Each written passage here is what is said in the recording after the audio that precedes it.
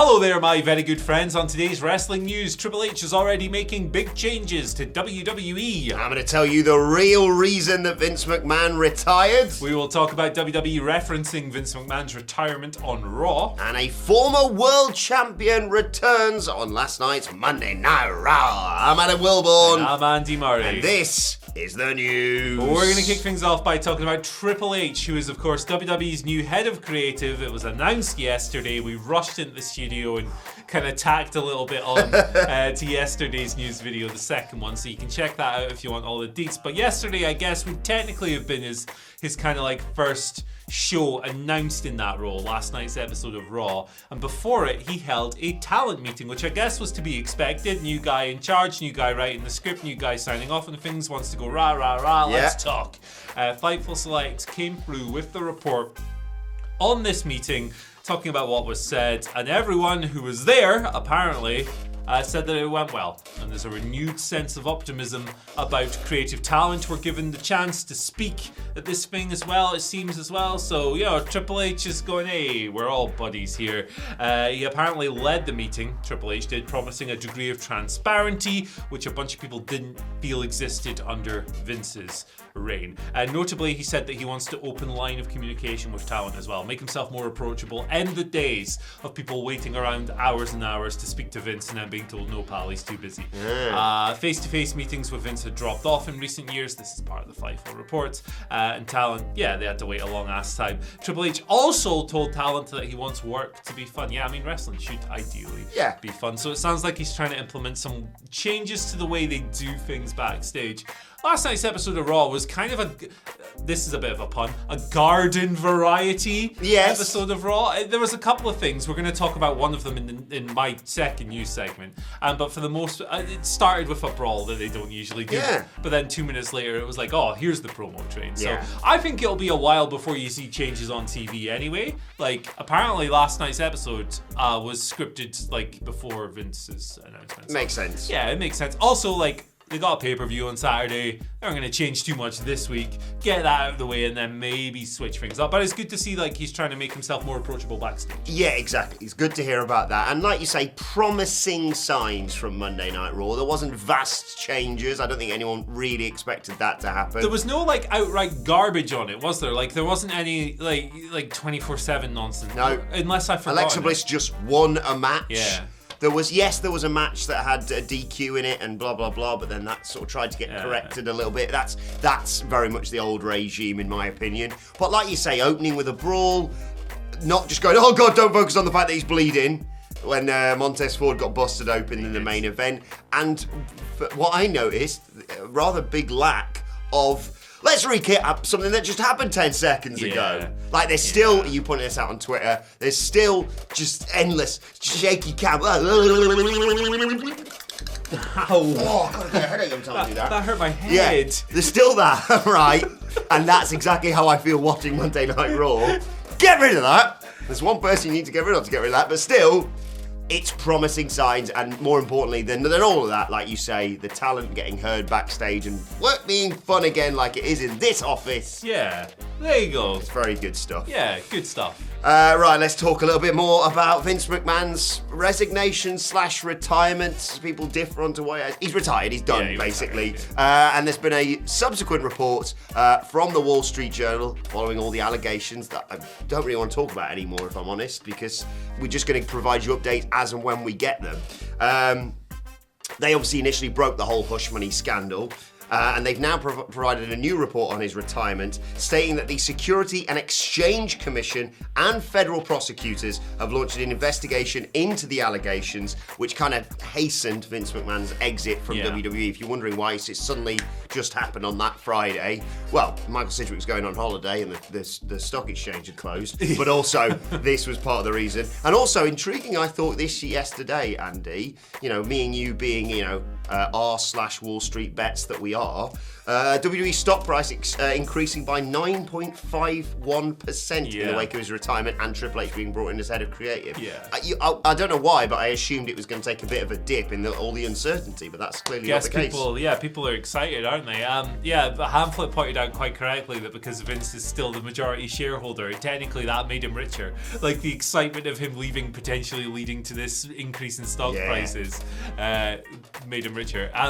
Also, they did the financials yesterday, so maybe that contributed as well. But the 8K filing that came out with the financial reports yesterday revealed as well that the $14.6 million in unreported payments from Vince that are going to be adjusted on previous year's financial reports and stuff as well. What else can we possibly add to this at the moment? No great surprise, I don't think, this Wall Street Journal report, but good to have confirmation nonetheless. Yes, exactly. Right, let's talk about WWE referencing Vince, sort of, last night on Raw. It wasn't as overt as SmackDown, where Stephanie McMahon cut that promo that's going to age like milk. Thank you. He's been accused of some pretty serious things. Maybe don't do that. But there was some references to him in the not the opening, but the Roman Reigns segment, right? The Roman Reigns segment. The first one came from Paul Heyman. He's not up there, mate. What are you doing? Just doing with the ones. Oh, of course. The first one came from Paul Heyman. He got handed the microphone by Roman Reigns. It kind of stopped working. And he said the following over to the technical area. We have a sound guy who must be from New Jersey or something. Jersey. I want your name written down. You're the next one out the door. There you go. That was quite funny. Even funnier, I thought, was when Theory came down and tried to be a little nuisance. Roman Reigns went, your daddy's not here anymore. Kind of encouraging him. I love you, my tribal chief. Encouraging him to take stock of the situation and realised that he was going to get his ass beat, which he did later on. I'll be your daddy. I love you, my tribal chief. What are you doing? I love my tribal chief. I like him too. I acknowledge him. This was good. It was good. Yeah.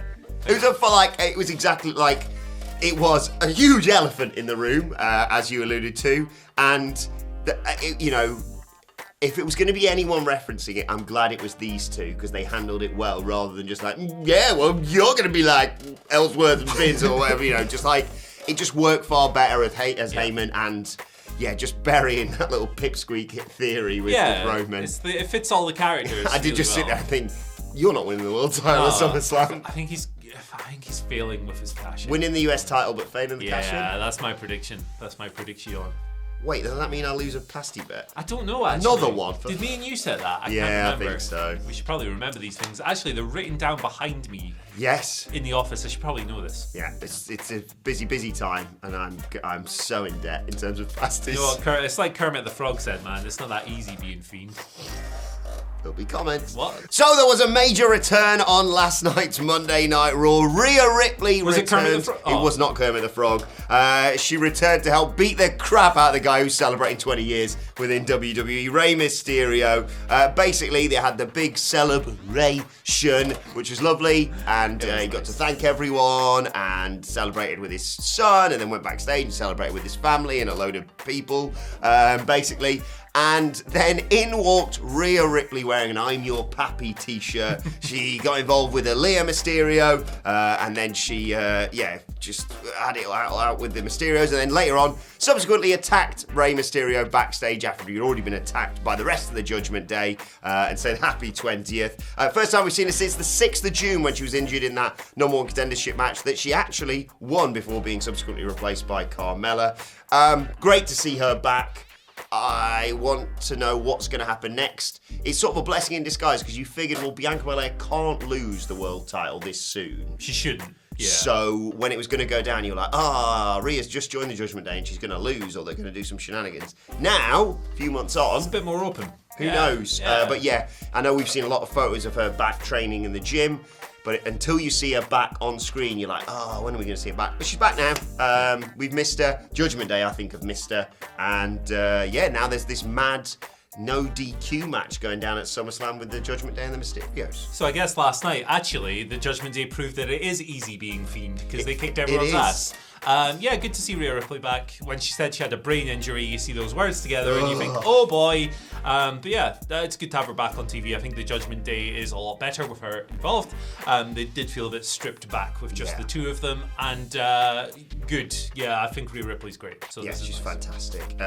Right, let's move on to your Twitter questions at WhatCulture WWE. Of course, if you want to get in touch with us. First question today comes from not just another sexy bald guy. Oh, we got a few of them. Who writes, morning gents, is Vince going into the Hall of Fame and who is going to induct him?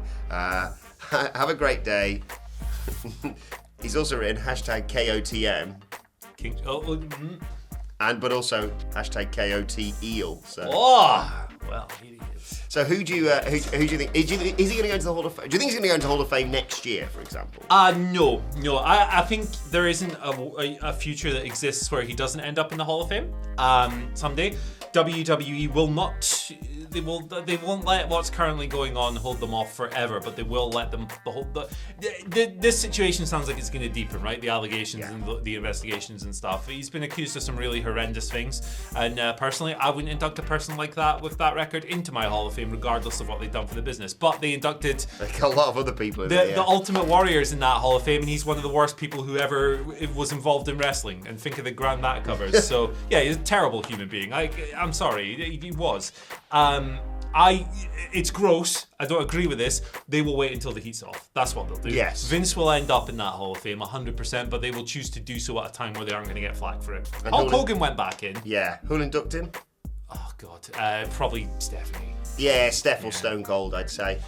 Austin is a good shout. Yeah. Randomly Retro, formerly Mike on the Mic. Careful. I'm trying to put this eel up my arm. Right, this morning, guys. It's not working. With the McMahon-Helmsley era officially upon us, would you like to see WWE reach out to those who were released due to budget cuts? And if so, who'd get a each baby if they were able to be brought back? Here he is. I think the biggest part would probably be the Fiend. It's the right? Fiend, innit? It is the Fiend. It'd be the flipping Fiend the Kermit, or whatever we're going with now. If someone wants to Photoshop the Fiend as Kermit the Frog for our video on Friday, do that. That'd be great. Yeah, the Fiend, definitely. He's the biggest name on the free agent market. Yeah. Really connected with WWE fans, like huge merch seller, big over. He hasn't done anything in wrestling apart from like conventions. Yeah, he's got a massive pop. I think, whatever you say about how wacky the character is, people would love to see him back. So, yeah, the Fiend. He wasn't released due to budget cuts, but Johnny Gargano's one of the top of my list. Yeah, I can definitely see him going back. And I'm just going to reiterate again, not budget cut related, but I am going to reiterate the fact that if anyone can bring Sasha Banks back in, bring her home. It's Triple H. It is. Like, and I still don't really know what her situation is, if I'm perfectly honest. Who knows? She's hanging out with Bayley in Boston, but she's trying to get released. I mean, you're allowed to have friends, obviously. But yeah, very interesting times coming. And hey, look, if you want to bring her back and do a women's tag team division, maybe have the greatest women's tag team champions of all time, the Iconics, brought back. Oh.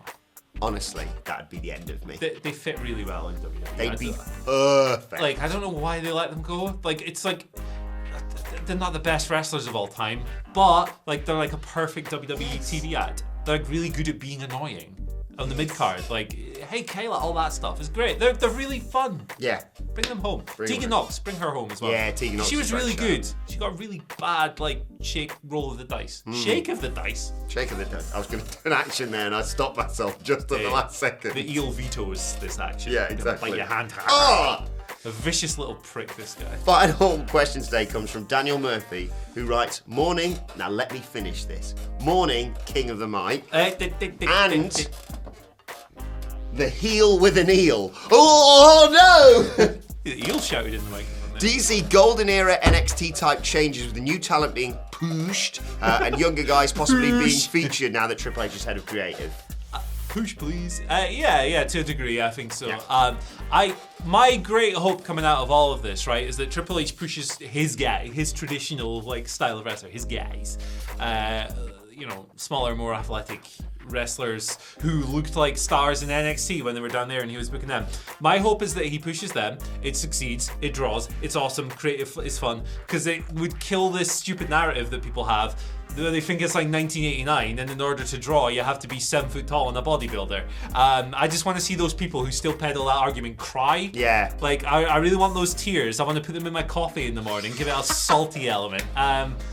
Vindictiveness aside, yeah, I don't think he's going to dispense with traditional star type people. But I do think that people like Ricochet, people like Johnny Gargano, if he was to come back, people like Ciampa will have more of an opportunity to make it as pro wrestlers on the main roster level. People like Io Shirai might stick around. It's a good time for that kind of wrestling. Honestly, this news breaking yesterday, everyone was like, maybe everything's going to be okay. Yeah. Because like you say, all the people previously, you'd be like, well, they're going nowhere. Because Vince has his ways and he's setting them and they're not changing for another 30 goddamn years until he shuffles off his mortal coil. It's all up in the air right now. Yeah. I think, just as you were talking there, I was thinking, there's a far greater chance now that Gunther is going to be a world champion. Yes. And he might not be called Gunther when he does it. And the thing I know that's not, we need to look at the size of him, but Vince was like, he looks like a big baby. A big baby. And the thing with him is they've done a good job with his presentation. Like, I don't really like him and Kaiser arguing. Like, don't split him. Yeah, like, it's like, come on. Like, I know they're probably just doing, I'm going to show you some respect, Ludwig Kaiser or whatever, but like, I don't like that. But yeah, there's a better chance of him being. Yeah, I agree. But fingers crossed, Ricochet, people like that, it's ridiculous how misused he's been on the main roster. There's some very talented people, isn't there? Yeah. And it's, I don't think Ciampa's going to be Miz's lackey for much longer, I'll put it like that. No, and I hope he isn't, because it's not great. You don't want to be a lackey for someone with tiny balls. That's a catastrophe of a You got tiny balls. His balls are so small. His wife's got bigger balls than him. I appreciate Maurice having a balls handbag. That was quite funny. And I appreciate Maurice. The rest is... Let's move on to today's hand finally with some big news about, not Clash at the Castle, who gives a f about that? Clash near the Castle, Andy Murray. 40,000 people have bought tickets. Good point, fair. We are releasing more tickets for Clash near the Castle, the real big show of that weekend. Hey, the Eel's going to be there. More tickets will go down. They are going to be released on Friday, so make sure you remember that. We'll remind you all throughout the week. But also on Friday, we will be announcing something very special alongside Clash near the Castle. Something else could be coming your way for the Clash at the Castle weekend. We'll announce it on Friday, as if you didn't need any more excuse to watch the Friday news with the wacky questions. And the eel and the microphone. The stupid drawings that they do, which is incredible. It's tremendous, isn't it? I don't like you holding my baby like that. Me and the eel are taking it hostage, I'm afraid. That's not the big announcement on Friday, by the way. Oh, we've taken the microphone hostage. A major announcement on Friday. What noise does an eel make? It does actually sound a little bit as I did it all the time. But yeah, major announcement and more tickets for Clash near the Castle will be released on Friday. More details throughout the week. But for now, let us know your thoughts on that and all today's news stories in the comment section below. Don't forget to like, share, and subscribe. Chris, the things start working down here. Sorry, we're doing the news down here, mate. Thanks, sir. At WhatCulture WWE on Twitter. Well, actually, they can follow both of us. You can follow Andy Murray at. Oh, God. At Andy H. Murray, the H stands for hey, there's a door, knock on it. Yep. Recording in progress. Hello is a word you can say to acknowledge people. At Adam Wilborn on Twitter. At WhatCulture WWE, as I said. Make sure you subscribe to WhatCulture Wrestling wherever you get your podcasts from. For daily wrestling podcasts, we're going to be reviewing Monday Night Raw and looking ahead to... I've got to review that tomorrow, haven't I? Yeah, baby. It better be good. It always is. Right, this has been the news. My thanks to him. Thanks to you for watching, and we'll see you soon.